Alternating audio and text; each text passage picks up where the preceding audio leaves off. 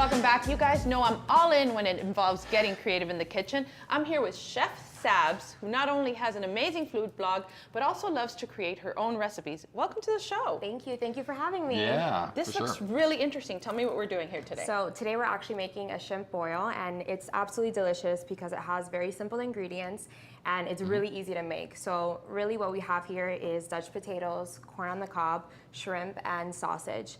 So this is super easy. And here. you just put it all on like a sheet pan like this and stick it in the oven? That's the easy part. It's in one pan. You do a little bit of prep beforehand. So we do boil the potatoes and the corn a little bit before, but it doesn't have to be fully cooked because you will have that final stage in the oven.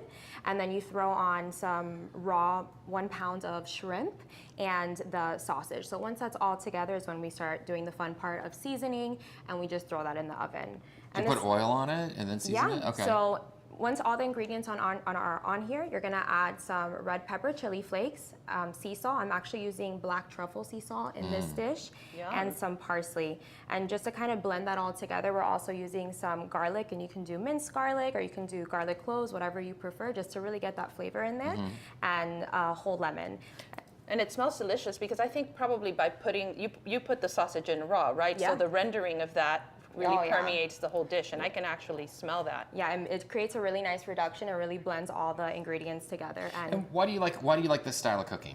I love this style because I really like getting all my friends and family together. So this is perfect to do if you have very little time. So you can throw this in the oven in 400 degrees and just leave that in there for 20 to 25 minutes. And from there, you can just get ready, turn on some candles, and open a bottle of wine, and here you have a beautiful Because you like to dish. host, and so you want to make food that's easy to host. Absolutely. So you don't spend all the alone time in the kitchen.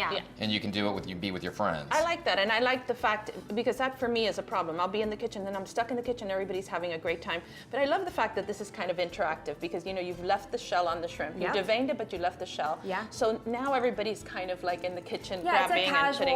a casual meal. That. You already have the corn on the cob here, so I like to put the shell because it really does absorb all that flavor. It really does. And we're already getting a little dirty with the cob, so you kind of just dig in here. You can serve it in a nice bowl, and you have an absolutely delicious Have dish. napkin, we'll travel. Yeah. Okay. Or a bib, and we'll just get dirty in the making. A bib. Yeah. So where do you get your ideas for all your different kinds of food items? Because people go to Instagram, right? And they can see all sorts of crazy things that you're making. So really, I get inspired by restaurants, different chefs, and I do review a lot of restaurants, and I'm a writer for a local food publication, and I like to have a hub where my viewers or my followers to see where I go to eat, what do I make, so they can definitely follow me on Chef Sabs. That's where I host all of my information, and you'll see videos and giveaways, but really awesome recipes that are really easy to make and the best places to eat in Miami. And I feel like the point of view is that you enjoy international flavors. Yes. You bring them in and out, and mix them up. And Absolutely. Anytime that I can bring in my Latin flair or any cuisine really, whether it's Indian or Thai,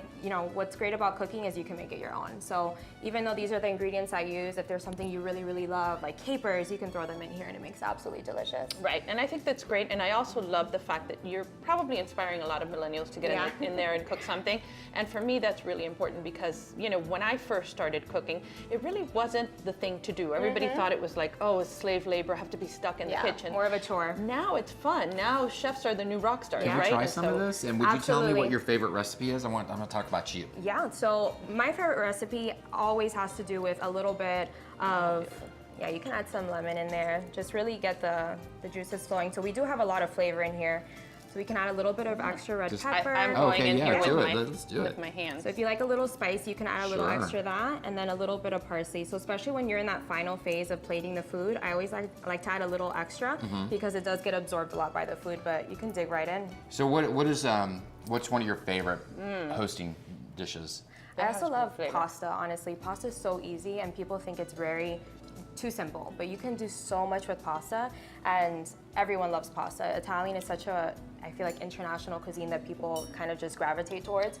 So pasta is definitely a big one for me. This is so good. And where can people follow you? Yeah. And Chef Sabs, Chef Sabs. on Instagram. So definitely follow me at Chef Sabs. And like I said, I post videos, recipes, and really easy things to do. Thank you so much for joining us. We'll be right back, right here on Daily Flash. Thank you guys. So good.